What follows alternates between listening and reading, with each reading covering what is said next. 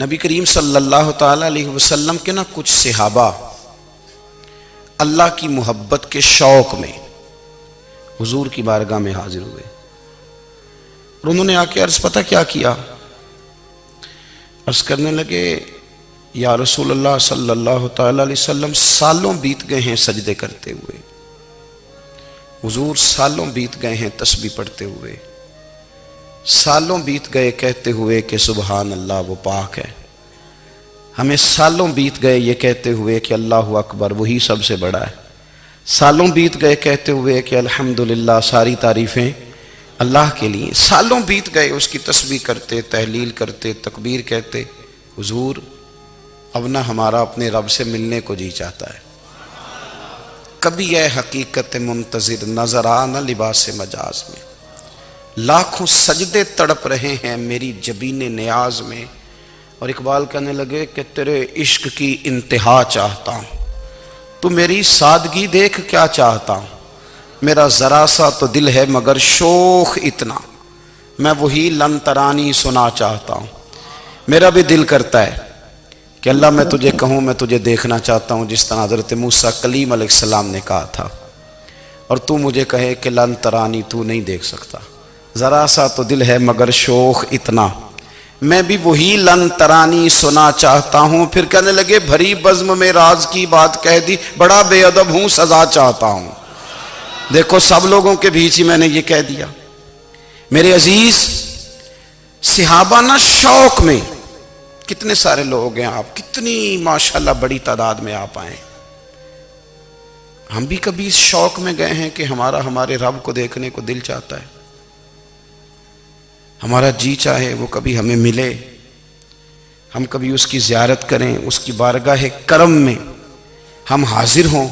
सहाबा ने अर्ज़ किया या रसूल अल्लाह सल्लल्लाहु अलैहि वसल्लम हमारा रब कहाँ है, हमारा ना अपने रब को देखने को जी चाहता है। जब सहाबा ने यह अर्ज़ किया तो अल्लाह ने कुरान मजीद नाजिल किया, फरमाया वइज़ा सअलका इबादी अन्नी फ़इन्नी करीब, महबूब जब मेरे बंदे आपकी बारगाह में आके मेरे बारे में पूछे ना तो उनसे कह देना मैं उनके करीब ही हूं,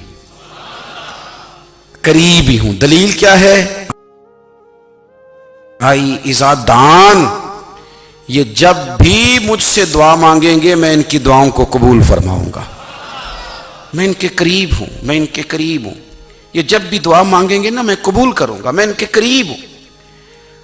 अल्लाह तबारक व तआला के बंदे अल्लाह से मोहब्बत करते, रब की बारगाह में झुकते, उसको अपने दुख सुनाते, उसके प्यारे महबूब सल्लल्लाहु ताला अलैहि वसल्लम का वसीला लेके उसके हुजूर हाजिर हो जाते, पेशानियां सजदों से रोशन होती। हम ना हर चीज के लिए वक्त निकालते हैं, हर चीज के लिए, लेकिन इबादत के लिए वक्त नहीं निकालते। हर शय आबाद है, हर शय, हमारी फेसबुक भी आबाद है, व्हाट्सअप भी आबाद है, हमारे ट्विटर भी आबाद हैं, हमारी हर चीज़ आबाद है। सबसे कम आबाद हमारा मुसल्ला रह गया है, सबसे कम। वो लोग अब ढूंढने से मिलते हैं जिनकी बगल में मुसल्ला होता था। मेरे भाई आप कितना को दुनिया के पीछे भागोगे थका देगी, कितना दौलत के पीछे भागोगे थका देगी। आप जब अपनी जिंदगी में जमा तफरीक करोगे ना तो मरते वक्त एहसास होगा कि सारा कुछ तो लोगों के लिए किया, अपने लिए तो कर ही कुछ नहीं सके। और हम इबादत के मामले में बहानेबाजी भी करते हैं। हम कहते हैं ओहो रिस्क कमाना भी तो इबादत ही है ना, तो मैं हलाल रोजी के लिए जा रहा हूं, ये भी तो इबादत है ना। मेरी तरह के लोग कह देते हैं कि मैं सवेरे उठ के मदरसे में कुछ असबाक देखता हूं तो ये भी तो इबादत है, मैं बयान करने के लिए मुताला करता हूं तो ये भी तो इबादत है ना, इतने इतने लंबे सफ़र करके मुल्क में दुनिया में घूमता हूं तो ये भी तो मैं इबादत ही कर रहा हूं। अब स्पेशल नफलों के लिए वक्त किस तरह निकले, स्पेशल करके तस्बीह मैं कैसे चलाऊं, मैं सारा कुछ हम बहाने बना लेते हैं ना। मेरा सवाल ये है कि ये सारी बातें सहाबा को, नबी करीम को, दीगर लोगों को भी तो पता थी ना, लेकिन आप गौर तो करें 23 साल हुजूर को वक्त मिला, मुख्तसर वक्त ज़ाहिरन तबलीग करने के लिए।